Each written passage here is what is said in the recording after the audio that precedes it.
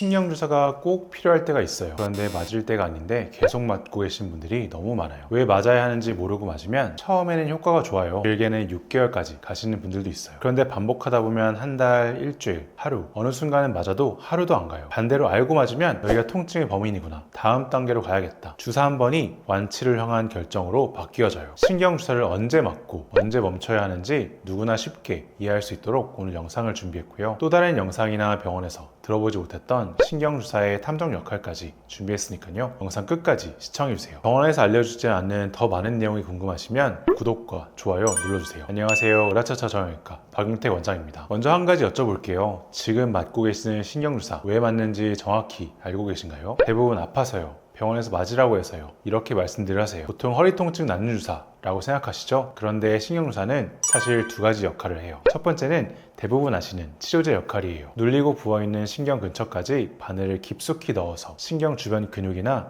인대 부분에 약물을 넣는 거예요. 이 신경 가지가 디스크로 인해서 눌려있다고 하면 주사 바늘을 정밀하게 넣어서 신경 근처까지 위치한 이후에 정밀하게 이 신경 위쪽에만 약을 발라주는 치료입니다. 이 약물로 자극된 신경에서 발생한 염증과 부종을 좀 가라앉혀 주는 거죠. 통증과 저림이 완화되는 효과가 있어서 급성기에 너무 아파서 움직이시기도 힘들 때 정말 좋은 치료 방법이에요. 다만 신경이 눌린 근본적인 원인이 해결되지 않기 때문에 효과가 일시적일 수밖에 없어요. 두 번째는 탐정 역할이에요. 이건 아마 처음 들어보셨을 것 같아요. 대부분 잘 모르시는데 이것을 알면 신경주사 얼마나 맞아야 돼요? 라는 말씀을 안 하세요. 다음 단계의 치료를 위한 도구로 사용되기 때문이에요. 이게 무슨 말인지 MRI를 한번 보면서 쉽게 설명드릴게요. 4번 뼈랑 5번 뼈, 6번 뼈 사이에 디스크도 있고 5번 뼈랑 6번 뼈 사이가 전방전이 된 부분도 있고 뒤로 튀어나온 협착증도 있고, 병이 보면 신경관이 쭉 뚫려 있다가 막힌 부분이 벌써 두 군데가 보이고요. 여기뿐만 아니라 정상적으로 이렇게 하얗게 뚫려 있어야 될 추간공들이 지금 이런 구멍에서는 시꺼멓게 막힌 부분도 보입니다. 이런 부분이 보이죠? 그 중에 어떤 병이 어떤 위치가 내 증상을 만들고 있는지 그걸 찾는 일들이 사실 제일 중요한 일입니다. 그 때문에 탐정 역할에 주사가 필요한 거죠. MRI로 어디에 문제가 있는지 알 수 있지만 지금 아픈 원인이 이 중에서 어디 때문인지 알 수는 없어요. MRI에서 자명하게 심해 보이는데 통증을 만들지 않는 경우도 있고, MRI에서는 그다지 심해 보이지 않는데 심한 증상을 만드는 경우도 있기 때문이에요. 그래서 여러 병변 중에서 가장 의심이 되는 한 곳에 주사를 놓는 진단적 주사를 해보고 반응이 오는지 확인할 수 있는데, 이게 바로 탐정 역할인 거예요. 반응이 오면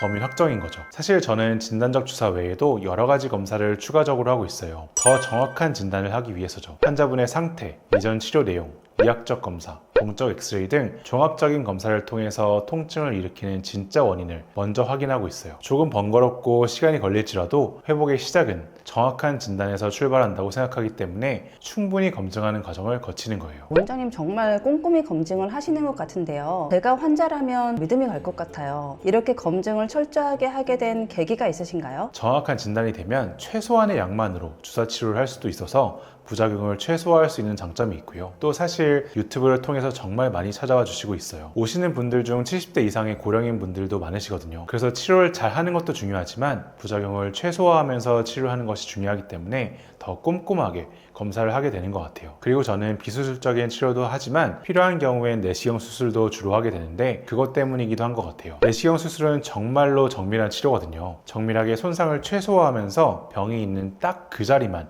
해결하는 방법이에요. 그런데 아까도 말씀드렸다시피 척추의 병을 정확하게 진단하는 것은 정말로 어려운 일이에요. 최정밀 검사인 MRI를 찍어봐도 거기에 있는 모든 이상 소견이 내 통증의 원인이 아닐 수도 있거든요. 심지어는 MRI에서 확인된 모든 소견이 다 아니고 MRI에서는 보이지도 않는 미세한 석회가 원인인 경우도 있어요. 그런데 만약 병의 원인을 잘못 판단하고 내시경 수술을 해버리면 고생스럽게 수술까지 했는데 되돌릴 수 있는 것도 아닌데 하나도 증상이 좋아지지 않는 경우도 발생할 수 있어요. 이건 정말 안 되는 상황이죠. 과거에 많이 했던 고정적인 수술, 유압술은 크게 째고 한 번에 대충 많이 해결하다 보니 소 뒷걸음질 치다 얻어 걸리는 격으로 진단을 놓쳐도 좋아질 수도 있는데, 내시경 수술은 그렇지가 못해요. 그러다 보니 정확한 진단을 위한 검증에 집착을 하게 되는 것 같은데, 그만큼 결과나 만족도가 좋아서 저는 이 진료 원칙을 계속 지켜나가고 있어요. 원장님, 신경주사가 치료제 역할뿐 아니라 탐정 역할로도 활용할 수 있다는 게 정말 좀 새롭게 느껴지는데요. 그럼 실제로 환자 입장에서는 언제 맞아야 좋을까요? 정말 좋은 질문이에요.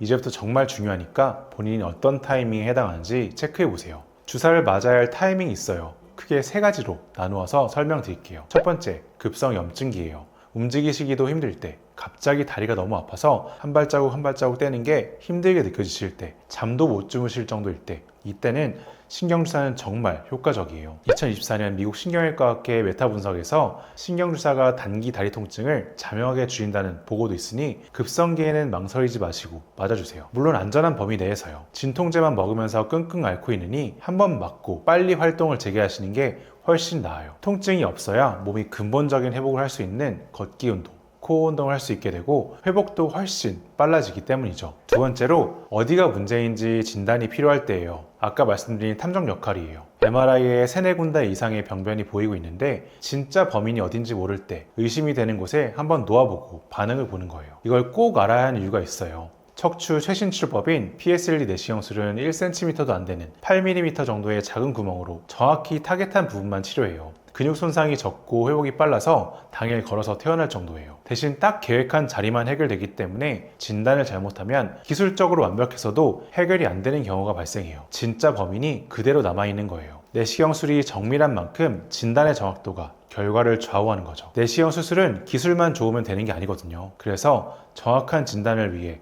신경주사를 진단적 주사로 사용하는 거예요. 세 번째, 수술 전에 통증 브릿지로 써요. 수술 일정을 잡았는데 그날까지 2주, 3주 기다리실 때 그 사이에 너무 아프시면 신경주사로 염증을 가라앉히고 나서 수술을 받으시는 거예요. 억지로 버티시면서 컨디션이 떨어진 상태로 수술을 받는 것보다 한번 잡아놓고 좋은 상태로 받으시는 게 훨씬 나아요. 수술 전에 가능한 범위에서 걷기나 가벼운 운동으로 근육 상태가 좋을수록 수술 후 회복 속도도 빨라지거든요. 그래서 수술까지 다리 역할을 하신다고 보시면 돼요. 지금 말씀해주신 세 가지 타이밍을 들어보니까요, 공통점이 있는 것 같아요. 맞아요. 지금까지 말씀드린 세 가지에는 공통점이 있어요. 신경주사를 맞고 끝이 아니라 다음 단계의 치료로 가는 도구로 쓰인다는 점이에요. 급성기를 넘겨 운동을 할 수 있게 하는 도구, 정확한 진단을 위한 도구, 수술까지 버틸 수 있게 해주는 도구, 신경주사를 맞는 목적이 분명한 거죠. 신경주사를 맞는 목적이 분명하면 주사를 맞고 난 이후에 반응이 어떤지 또 무엇을 해야 하는지 예측할 수 있게 될 것 같아요. 이런 방법으로 치료한 사례가 있을까요? 많죠. 기억나는 분들 중에 60대 남성 환자분이 계셨어요. 다른 병원에서는 3년간 신경주사를 맞았다고 해요. 처음엔 주사만 맞으면 6개월 동안은 손주랑 편하게 산책을 할 수 있었는데 조금 지나니까 3개월,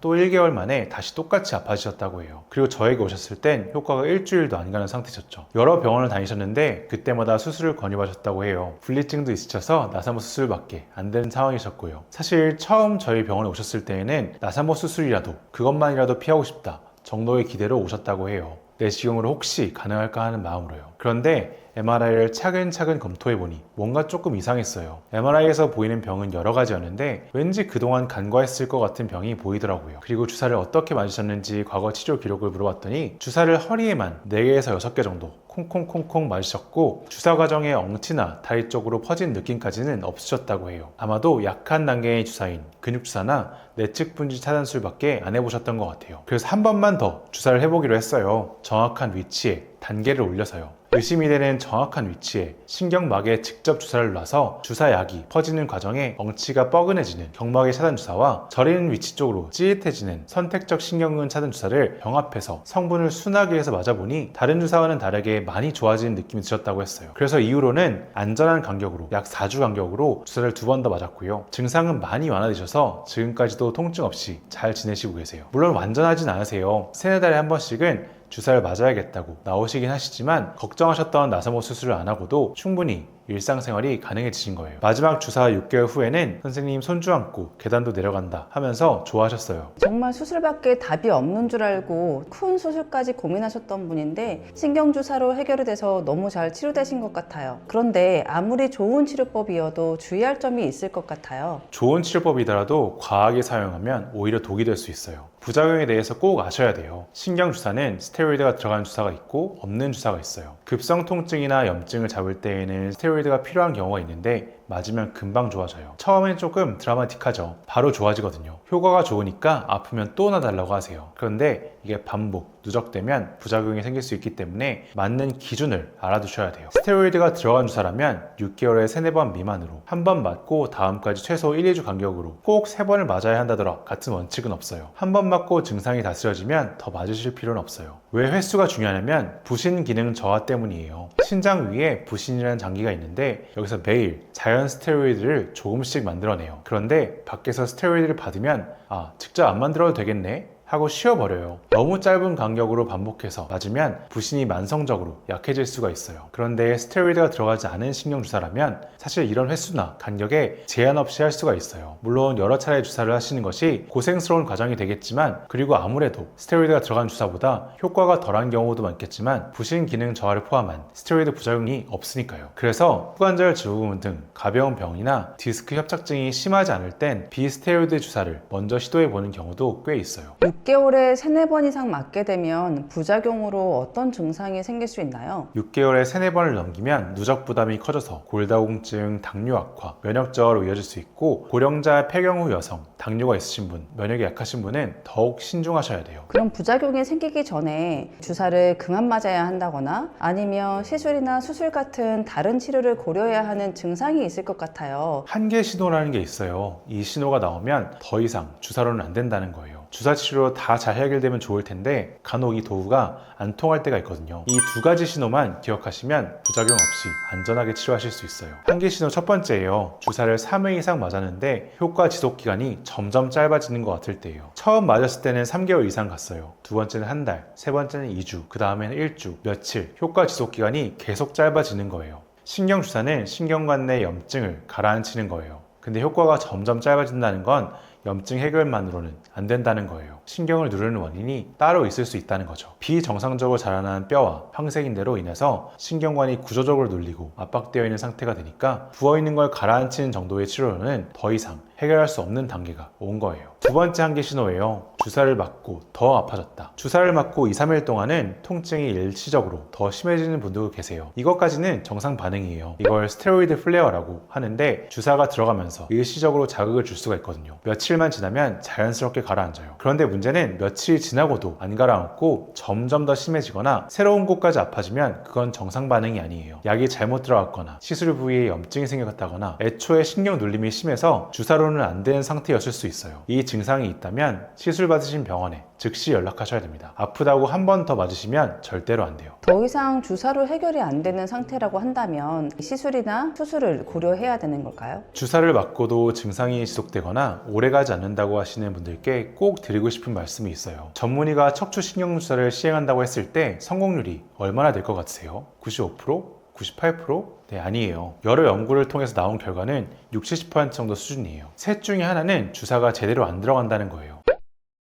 이 3차원으로 되어 있는 척추 구조에다가 2차원적인 사진을 보면서 주사를 놓게 돼요. 그러다 보니까 깊이가 어떤지, 상태가 어떤지는 사실 알기가 힘들어요. 이분의 경우에는 이 중앙신경의 위쪽에다가 약을 좀 발라주고 싶었던 건데 그 위치를 찾기 위해서 정면에서 그리고 측면에서 이렇게 비교를 해가면서 위치를 제대로 찾으려고 노력을 하는데, 그 과정에 있어서 아무래도 2차원적인 걸 가늠해서 병을 찾다 보니까 주사가 제대로 들어가지 않는 경우가 있어요. 정면에서 봤을 때는 괜찮다라고 생각했는데 너무 얕게 들어간다거나, 아니면 측면에서 봤을 때는 충분히 제 위치에 들어오고 있다고 판단을 했는데 너무 바깥쪽에 위치해 있다거나, 그러면 똑같이 이렇게 보일 거잖아요. 대체로 이런 이유들로 인해서 주사가 실패하는 일이 꽤 발생하게 됩니다. 사실은 이런 것들은 의사의 숙련도에 영향을 미치기 때문에 저도 처음에 술기를 배울 때에는 이것들을 제대로 하지 못하는 경우도 꽤 많이 발생했었는데, 숙련도가 늘다 보면 입체적인 위치를 확인하는 능력도 좀 늘어나게 되고, 그러다 보면 실패할 확률이 좀 떨어지게 됩니다. 그래서 가능하면 주사는 경험이, 숙련도가 높은 의사한테 맞는 것들이 확률을 높일 수 있는 방법이 될 수 있을 것 같습니다. 그래서 주사를 맞고도 안 나아요 하실 때에는 사실 두 가지를 생각해야 돼요.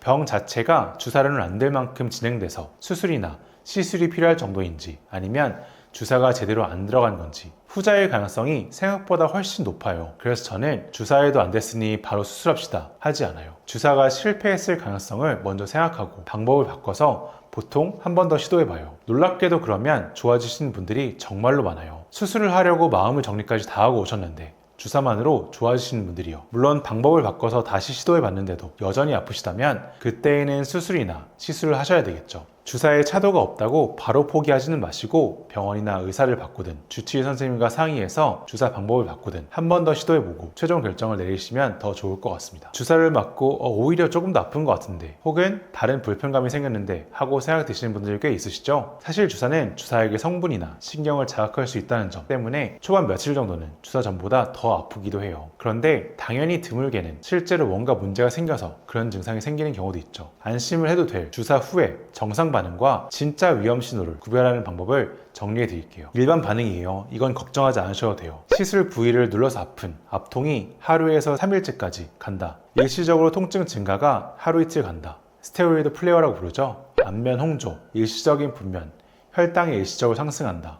이것은 정상 신호예요. 진짜 위험 신호, 병원에 다시 가시거나 응급실로 가셔야 될 신호들이 있어요. 24시간 이상 통증이 비슷한 정도가 아니라 점점 심해지는 것 같다. 새로 다리에 힘이 빠진다. 시술 부위에 열, 발적, 고름이 난다. 이럴 때에는 병원에 다시 가시는 게 좋아요. 소변과 대변이 조절이 되지 않을 정도의 위험 신호라면 응급실로 가시는 게 좋겠죠. 오늘은 신경주사를 맞는 목적에 따라 역할도 달라진다는 내용을 알아봤어요. 신경주사는 급성기 통증을 잡고 진단을 도와주고 수술까지 다리 역할도 해요. 이것을 알고 맞는 것과 모르고 맞는 건 결과가 완전히 달라져요. 오래 맞고 계시다면 한번 멈추고 점검할 때예요. 효과가 점점 짧아지시진 않는지, 새로 힘 빠지는 부위는 없으신지, 그게 있다면 주사를 한 번 더 맞기 전에 정확한 진단을 하는 것이 먼저예요. 그렇다고 무조건 거부하실 필요는 없어요. 신경주사는 통증을 빠르게 잡아서 일상으로 돌아갈 수 있게 해주는 검증된 치료법이에요. 주사를 왜 맞는지, 목표가 무엇인지 의사에게 꼭 물어보고 적절한 횟수와 간격을 지켜서 안전하게 치료받으세요. 오늘 영상이 도움이 되셨다면 신경주사를 반복해서 맞고 계신